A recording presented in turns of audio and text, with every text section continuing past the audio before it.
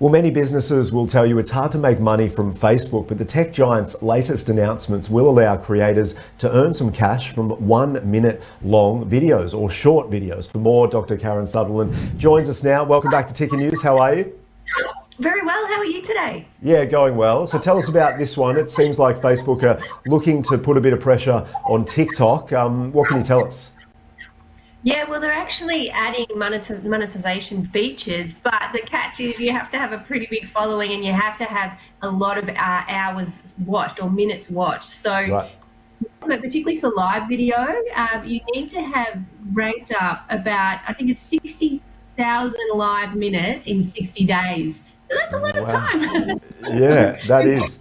Facebook have high expectations, don't they? I mean, to earn money, you do really need to have a huge audience and show a lot of evidence, you know?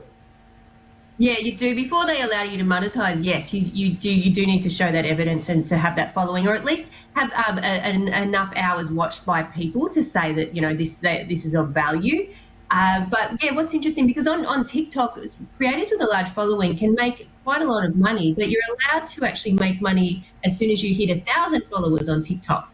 So you can then go live and then you can actually earn money. I've earned like 10 cents, so there you go. There you go. We'll put it in the bank and see if you can earn, you know, another 10 cents this week, I guess. What does this mean exactly, this move? Is it, you know, Facebook just showing that they're going to try and move these other competitors around a little bit? But what do you think this will actually develop into?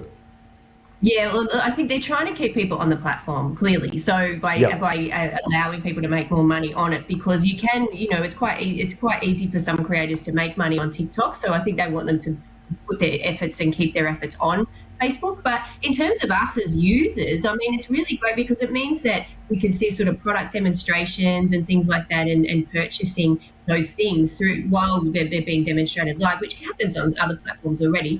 But Facebook hasn't really allowed that feature so much. And staying with Facebook, they've launched a new push to help promote the global COVID-19 vaccination effort, I believe, which is interesting because there's a lot of that talk around, you know, misinformation, but it seems like they're pushing in one direction here. Yeah, that's right. So this is mainly, I think it's just a pilot at the moment in the United States. But they've added a feature where you can actually see where you can actually get the vaccine, and also make an appointment to have it through Facebook, which is kind of interesting. Yeah, right. I wonder what the response to that will be, or I wonder how they make a decision like that, because you know, some people believe in the vaccine and some people don't, and that whole thing. But anyway, that's interesting. So what is this, a surprise move, do you think, from Facebook? And tell us more about the pilot. How does that actually work?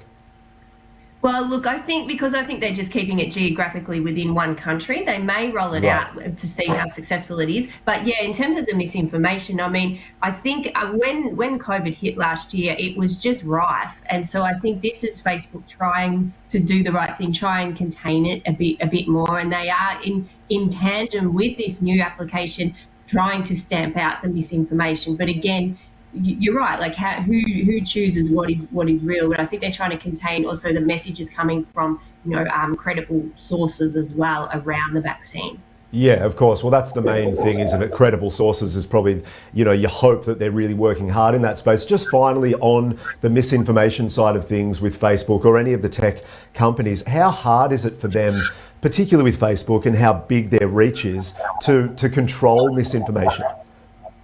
Oh, it's very difficult. It really is. I think that they're getting technology more now to try and flag things. They rely a lot on the community as well to flag things. Yep. But then I think they also notice the sources where it's coming from, and that's why they ban certain people from the platform, because there are influencers there with a massive audience, you know, who continually share misinformation. So they just boot them off to try and curb that spread. Yeah, interesting. Yeah, it's going to be a story to watch, I think, over the coming years, but at least they're slowly getting on top of it, hopefully. Anyway, hey, really enjoyed the conversation again. Great to have you back. Enjoy your day, okay? Thanks, you too. Awesome stuff.